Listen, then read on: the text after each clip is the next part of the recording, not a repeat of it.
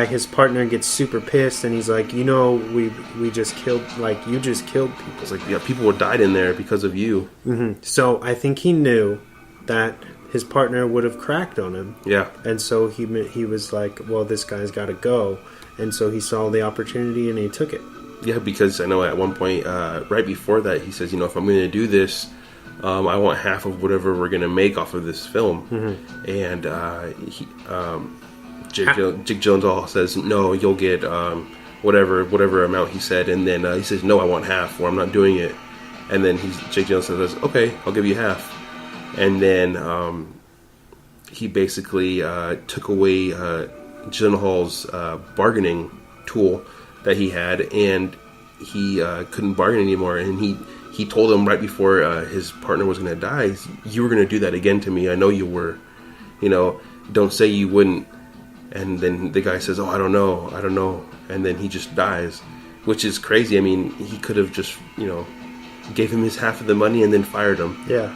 And then went on his way. But he decided, like you said, to manipulate the situation and get his partner or extra cameraman or whatever killed.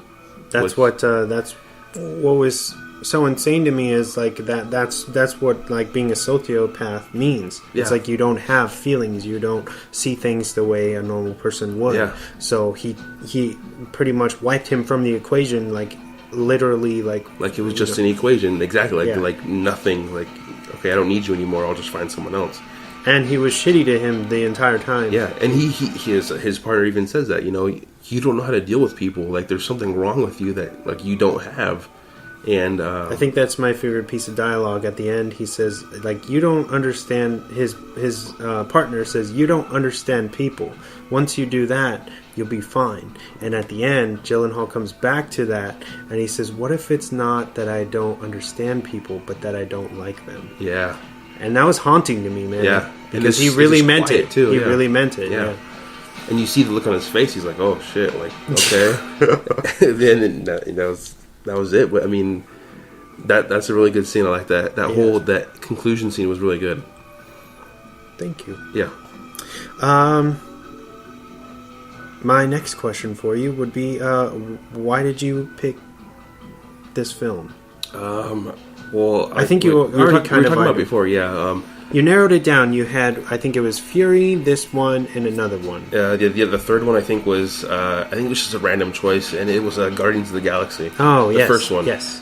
And I don't know why I thought of that, but I just thought, like, we're trying to pick different movies, that aren't necessarily a horror or something to those lines. So I know that's what we were trying to do, and those three came to my head. I don't know what it was, but I thought Nightcrawler would have been was the best out of the three. Okay. To do a review on. Yes. Yeah. I totally agree. Yeah. Let's see. I actually want to go back to the question I asked you and answer the question. Oh, yes. My favorite scene. Yes. Mine had to have been the scene. I think when when Lou is leaving the news place, and Bill Paxton's character comes up to him and says, "Hey, I'm getting 2 vans now. I got a $6,000 camera with your name on it. If you join my team." And he says, "Why would I want to join your team? I like to work by myself." And then he says, "Oh, I know. If you'd be sucking my dick right now if you really knew what I was offering you." Exactly. Yeah. And then he's like, I just want to scream in front of your face right now and tell you to fuck off, basically. And he the next scene later, I think, because he tells him, I got 2 vans, which means I can cover twice the amount of space that one person can. And then he says, I think that part where he says, you're living in the past, because I'm going to be everywhere now. And then Jake Gyllenhaal's character gets it in his head that I need to take him out because he's going to be taking money away from me. And what happens is he misses a story because Bill Paxton's character gets there first. Yeah. And he's like, this is going to keep happening. Yeah. So what he does is he goes and he fucks up like the... I think he messes up the brakes or something. Or the fuel line or fuel, whatever. Yeah. And he crashes, Bill Paxton crashes his van on the way to a story, and Jake Gyllenhaal turns that crash into a story, which was insane. I mean, that's... like you said, I mean, he's a sociopath. But I mean, that's crazy. Coyote. Yeah, which is, and I think Paxton's character, when he sees he's being recorded as he's being lifted into the ambulance, he sees who's recording him, and puts it together. He's like, this motherfucker like sabotaged my van and maybe killed me or paralyzed me or whatever, because he's all tied up and everything. They never tell you what actually. Yeah, they don't say what happened to him after, but I mean. That's crazy. And then I think you see it because his eyes get really, really wide, and he's like, "Oh shit, I think I'm gonna retire now or something." At least that's what I would be thinking. Like, it's time to pick a new job or something. Which I thought that scene was really cool. That all those scenes together that lead up to that conclusion of that part. Nice. Yeah. Do you have any more for me, or are you good? I don't have any more questions. I have a couple. Okay, cool. For you. So, they're kind of... Well, I guess they're still related, but what's your favorite Jake movie? Jake Out of Gyllenhaal everything movie? he's done, do you have a favorite film?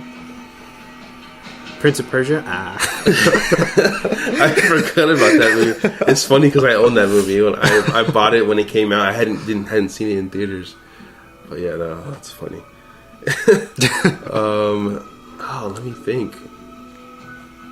I'm trying to think of all the movies that he's been in.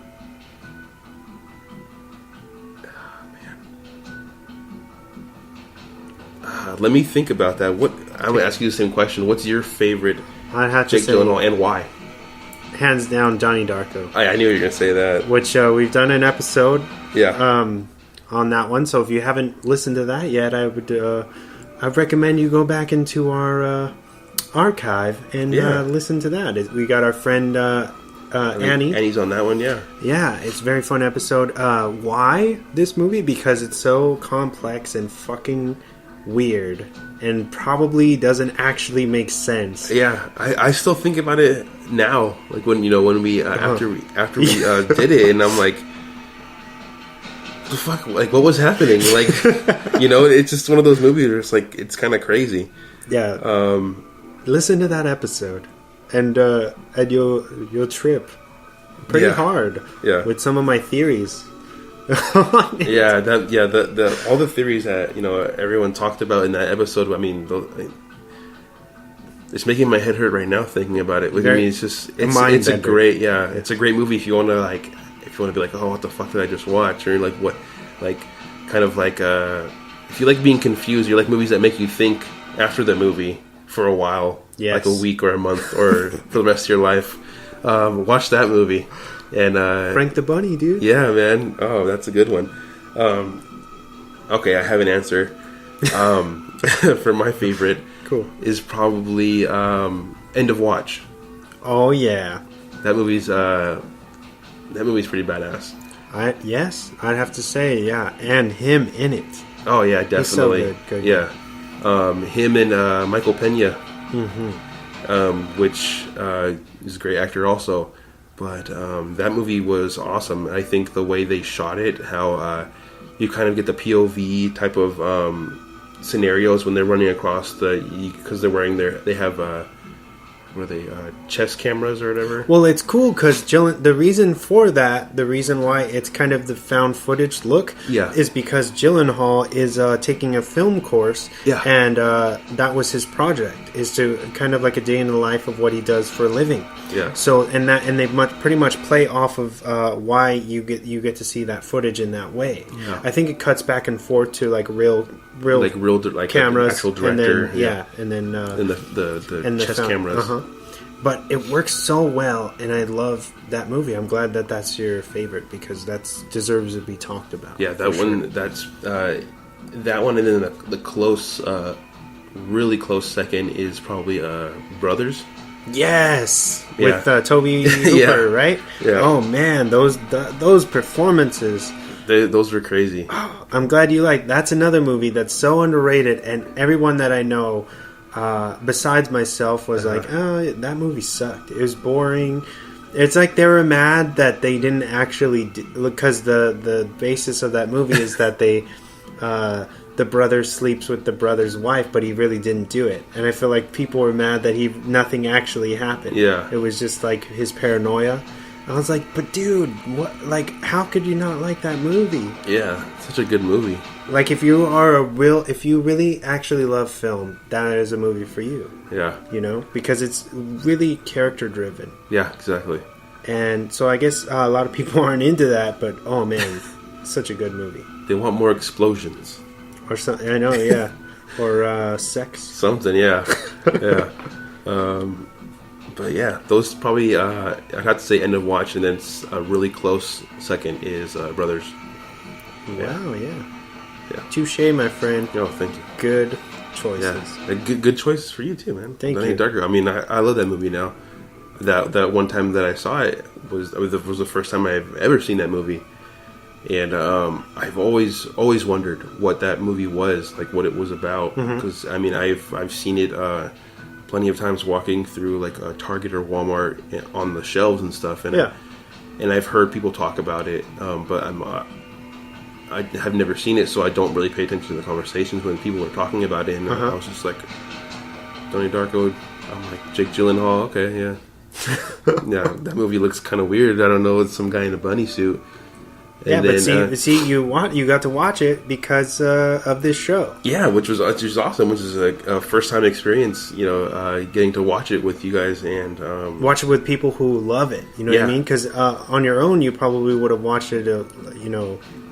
Without the discussion at the end, and without the explanations, and I feel like so you kind of got like this like royal, like full treatment, of what it really is all about and the culture behind it and everything. That's what I like about doing this, especially with movies that I haven't seen. Because you've seen a lot of movies that I haven't seen, and when you introduced me to a movie that you and Annie or whoever were watching the movies with, and we talk about it, it's cool to. You kind of get the extra mile of that movie to talk about, and that's what I like about doing this. Yes, this is because we get to talk about stuff we enjoy. Because I feel like you're a movie buff in a lot of ways, so I feel like who wouldn't enjoy being able to even listen to other people's takes on things that you don't maybe know about. Yeah, and it's actually been a positive thing because you fell in love with The Guest. Yeah, now you love that movie, and it's because it was all because of my choice to bring it on as a film focus. Yeah, and now you bought like merch and all this. Yeah, stuff, I got a T-shirt, which is awesome. I was like, oh man, like I said, I'm really interested in to see what Dan Stevens does as his future roles. Yeah. And it's, for me at least, when I watch a movie that I like and characters that I like or the actors that portray those characters, I tend to focus on their careers more and to see what type of things they're going to be doing. And then... you follow them. Yeah. And that's exactly what I do. Like... I go in and start looking at their filmography and other things. How long have they been around? What have they been doing? You know what I mean? And so it's just a great experience. Yeah. So thank you for doing this for me and with me and not giving up. I feel like we've got a lot of stuff going on and it's really happening, man. Yeah, like this is a real podcast. Yeah. We got followers. Yes. People listen to us. Yeah. It's just crazy. And we'll plug stuff at the end, as usual. Yeah. But do you want to listen to a Jake Gyllenhaal interview? Yes, I'm interested. Take us a little deeper inside the making of the movie and thoughts behind it. All right, here it is, guys. I'm kind of a nerd about how movies are made. I've always wanted to know this. So your character's filming these sequences in the film. Yeah. When we see his footage showed on the screen, is that the footage you personally shot or like a DP shoot that? So, I mean, I shot the footage, but then in order to match certain pieces of footage, they had then the operator come in and shoot the scene also. But Robert Elzett, who shot the movie, who's very specific about that, and particularly the way the scenes are shot, it was really important, that like the shootout and all that stuff we're filming, and then you see in the background out of focus the situation, but you really see how it's being filmed on the video camera. That was all very meticulous.